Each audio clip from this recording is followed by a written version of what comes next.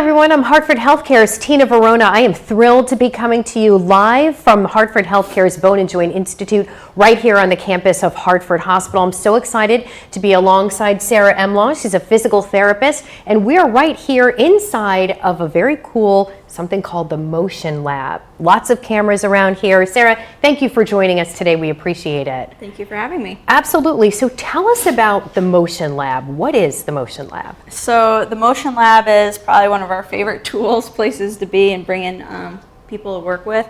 So around the perimeter of the room, we have 12 infrared cameras, and they pick up markers that we put on different joints of the individual that we're assessing, whether it be a golf swing assessment, running assessment, even gait assessment. Sometimes we work with athletes post ACL tear, looking at bounding, because on the floor we also have force plates that can give us a lot of information. Yeah, this is a really cool spot. And with the Travelers Championship coming up next week, we're going to literally give you a play-by-play golf assessment sort of assessment, actually. And we're going to bring in Juana now, who has the markers that you were talking about. Explain to me, this is the start of the assessment that you can have here at the Bone and Joint Institute. We will be doing a modified one at the Travelers Championship, but today, for today's purposes, we're going to give you a demonstration of exactly how this assessment works if you were to come here at the Bone and Joint Institute. So Juana has all her markers on. Explain to us, it's called the TPI? So, for the TPI, which is, TPI stands for the Titleist Performance Institute. The Titleist Performance Institute has done a tremendous amount of research with both amateur and professional golfers, and they've developed this movement screen that's specifically designed for golfers. So first thing, when people come in, I like to run through this movement screen with the golfers. They don't have the marker sets on them. That's for just in the lab if they choose a 3D assessment, but since we're going to talk about that, we've already set her up. But I'll demonstrate some movements that we look at, so people can have a good idea of what movements we're going to be bringing them through. Now first, just take us through the markers. You have them strategically placed on her body. Yep, so she's got most of what we use, the medial and lateral epicondyles, the wrist joints, over the AC joints of the shoulder, along the spine. She'll even have more along the shoulder blade, along the posterior pelvis, the anterior pelvis, so on the ASIS for what we call it. This creates the leg markers. It's called a cluster. We have them on the medial and lateral aspects of the knee, the lower limb, and then the ankle and foot as well. And on her head too. She's got markers on her head. Head as well. So essentially when she comes in the lab, all the infrared cameras pick up on these markers. It doesn't show her as a human. It'll create essentially a 3D avatar of the individual. Very cool. So that the computer and the biomechanist can work to create images such as what's shown on the back. And we're actually going to get into that, but we're going to take you step by step, literally from head to toe. So back to the TPI, she has her markers on. What's kind of the first thing that you're going to be doing with her in the TPI part? I always start with your address posture. So if you can go into your 5-iron address posture, I'm just going to assess how she stands. Does she have a rounded spine? Does she a C curve, an S curve? And then from here, what I'm going to have her do is... Actually, if you maybe turn this way toward the camera, there we go. Perfect. Even more so. So here what we'll look at is her positioning of the spine. That gives us a lot of information. Go ahead, cross your arms over your chest for me. Stay in that address posture. And I want you to try and rotate your pelvis forward and then back. People hate doing this. They feel so stupid, but it's such a critical amount of information that comes from it. So here, when she comes forward, it's a little bit limited, and then she has what's called a shake and bake, so that kind of that jagged movement on the way back, which tells me she doesn't use those muscles often. But if someone is in an incredible amount of anterior pelvic tilt, where they have, that arch in their low back, as a golfer, you can stand up for a second. If I have that position and then I go to rotate, I already start with my joints closed.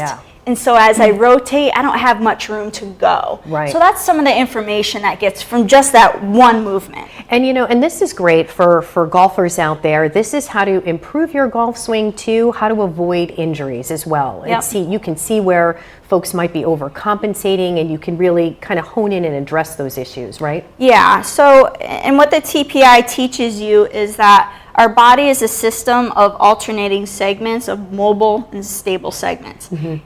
If you don't have a segment that's supposed to be mobile and it's not working mobile, then you're going to ruin the chain above and below it. And that's where injuries come from, swing faults come from. So that's really what this whole screen is going to look at. Right, and it's literally one movement begets the other, sort of. It all kind of flows.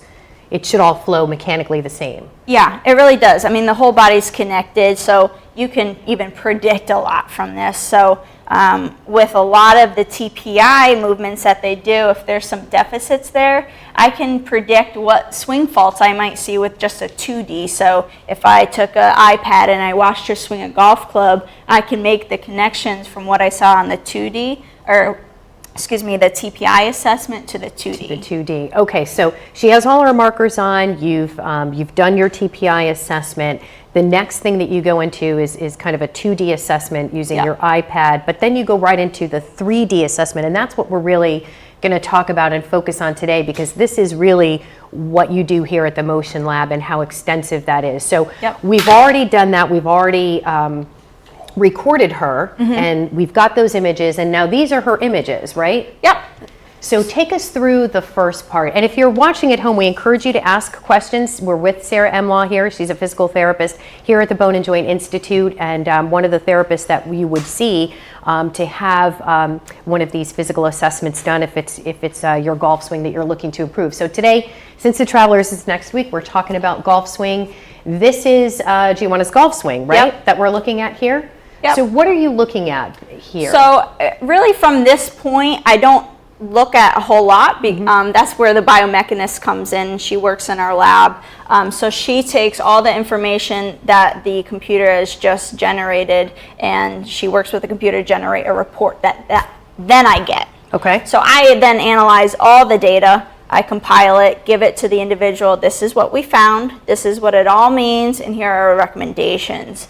But people love to see what their avatar looks like. So really we cool, do give them pictures too. But you can see how all these balls here are what the reflective markers were on the individual. So the biomechanist will connect them all to create, the human. Now, and so this is her actual swing, and to me, looking at this, that looks like a perfect swing to me. That looks like a professional golf swing right there.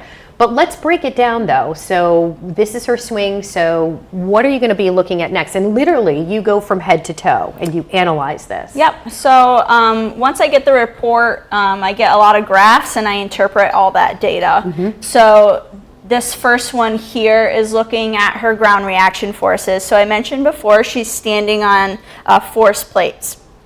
As we swing a club, we transfer our weight from one limb to another, or at least we should, and that's what we're looking for. So all the information that I break down comes from research that's been done with numerous golfers, both at an amateur level and a professional level. Now, what is this telling you here? It's her lead leg, her trail leg is obviously purple and black. What is this graph telling you? So on all the graphs we'll look at today, and always, the green dots along the side here, which may be hard for the viewers to see, this is the address posture. This is the top of the backswing. This is at the point of impact, and this is the follow through. So really most of my meat comes from here. Okay. So at address, the weight should be pretty symmetrical